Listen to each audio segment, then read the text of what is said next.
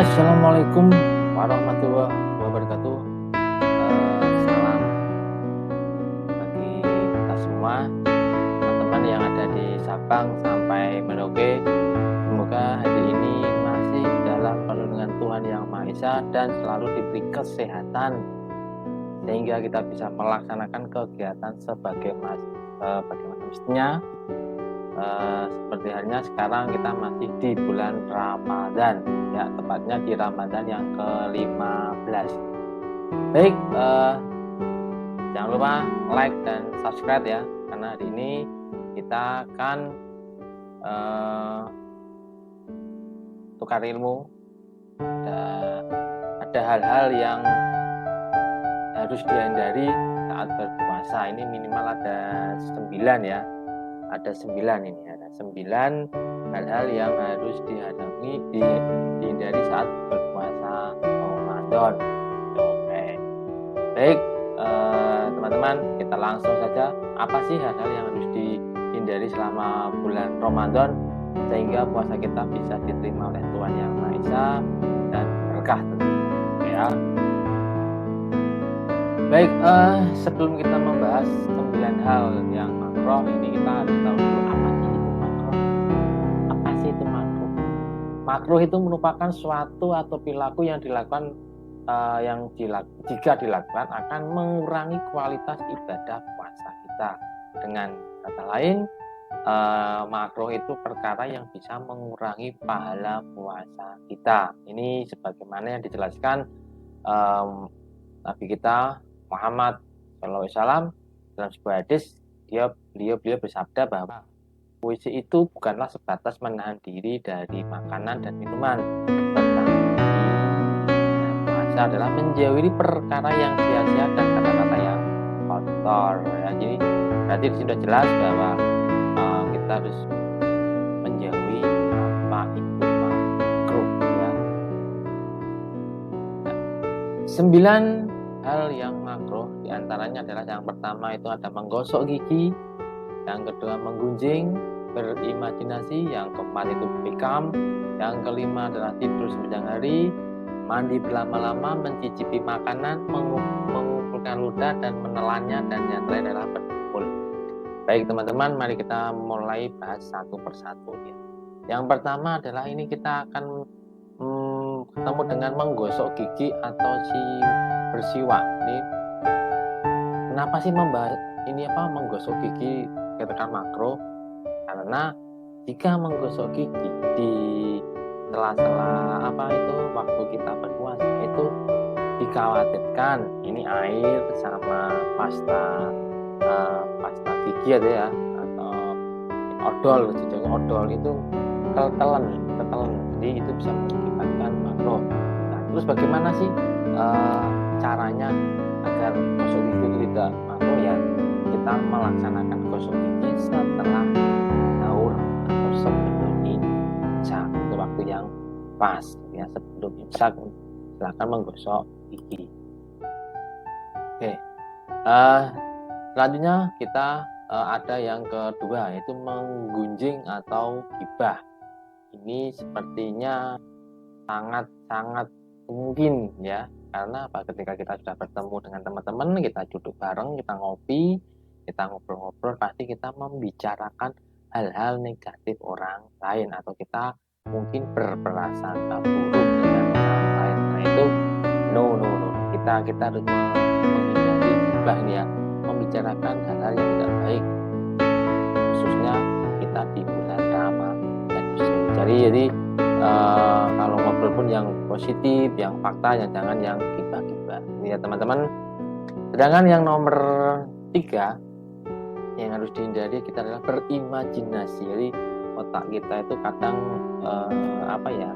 mohon maaf ini liar ya, ketika melihat hal-hal yang luar biasa nih. Mohon maaf nih, misalkan ini ada kita sedang mengendarai motor di jalan, ada cewek cantik, kita bisa melihat, terus setelah itu kita melayang, wah seandainya seperti itu ini tidak boleh ya. Atau kita membayangkan tetangga kita, teman kita yang mohon maaf itu sampai bagaimana bentuk tubuhnya, itu tidak boleh. Apalagi apalagi itu nanti memicu syahwat. Dan suami istri pun juga tidak boleh ya. Jadi kita harus benar-benar menjaga untuk kita agar tetap sehat lepas dari syahwat gitu ya. Selanjutnya adalah nomor 4, bekam ya. Untuk teman-teman yang suka bekam itu adalah bakalan menyedot darah kotor ya, apalagi dengan harapan darah kotor itu setelah bekam itu kita akan menjadi sehat ya. Tidak boleh. Nah, kenapa sih tidak boleh? Karena ini ketika kita bekam ini dikhawatirkan juga tubuh kita lemes dan tidak bertenaga, karena itu nanti kita muka di tengah berpuasa kita. Jadi jangan melaksanakan bekam ketika kita lagi berpuasa ya teman-teman. Oke, selanjutnya kita yang ke nomor 5, tidur sepanjang hari ya. Ini adalah kegiatan yang apa ya? Ini kegiatan yang selalu kita lakukan dengan asumsi daripada kita bangun maksiat atau melakukan hal tidak baik, kita tidur. Tapi kalau tidurnya itu kebangetan, tidur sepanjang hari itu juga tidak boleh. Nah, itu nanti bisa menimbulkan puasa kita batal. Misalkan ini kita setelah sahur, kita sholat subuh, setelah sholat subuh kita tidur, bangun jam 9, mandi, tidur lagi sampai jam 12, sampai jam 12 tidur lagi sampai sore, terus bangun-bangun. Nah, tidak. Jadi minimal kita bergerak ya, tidak hanya tidur terus di bulan Ramadan. Baik, selanjutnya kita beralih ke nomor 6. Ini yang suka mandi. Yang suka mandi ini apalagi mandi yang lama di kamar mandi, atau yang suka renang ya, ini sementara dari dulu mandi lama-lama untuk berenang. Takutnya nanti kita itu ketika mandi lama-lama kungkum itu airnya masuk melalui telinga ataupun hidung ataupun mulut, maka itu akan menimbulkan puasa kita harus diganti di lain hari. Jadi mandi yang sewajarnya 1 menit lah atau 2 menit, atau cukup ini menggosokkan 2 sisi ke mata itu kan selesai. Yang penting kita puasanya terjaga ya teman-teman. Terus selanjutnya ini nomor 7, ini mencicipi makanan ya. Ini khususnya untuk mak-mak yang atau anak-anak remaja putri ya. Laki-laki juga tidak ya, itu ikut juga bisa. Ini kita setelah masak menjelang buka itu kan biasanya kan diicipi, wah masakannya manis atau kurang sedap ya. Kalau mengicipinya biasa itu tidak masalah ya, dicipi sampai di lidah terus dikeluarkan lagi itu tidak masalah. Tapi kalau ngicipi lalu ditelan, nah itu yang membuat masalah. Berarti harus hati-hati di dalam mencicipi makanan.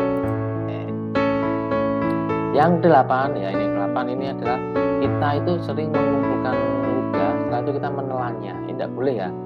Artinya ini nggak makro, berarti kita harus hindari. Minimal kalau pengen menelan ludah itu yang biasa-biasa, jangan kita jarak menahan banyak lalu dibuat semacam dimasukkan lagi ke tenggorokan ya teman-teman. Ini mending nggak usah, bahaya.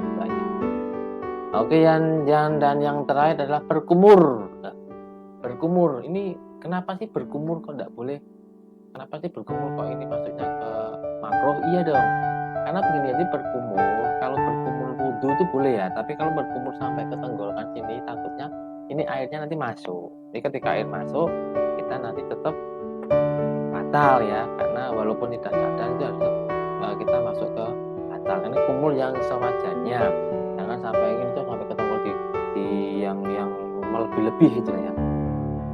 Benar-benar kita dalam Ramadan ini benar-benar jaga puasanya agar puasa tepat, pahala juga dapat dan dapat ridho dari Tuhan yang Maha Esa ya teman-teman.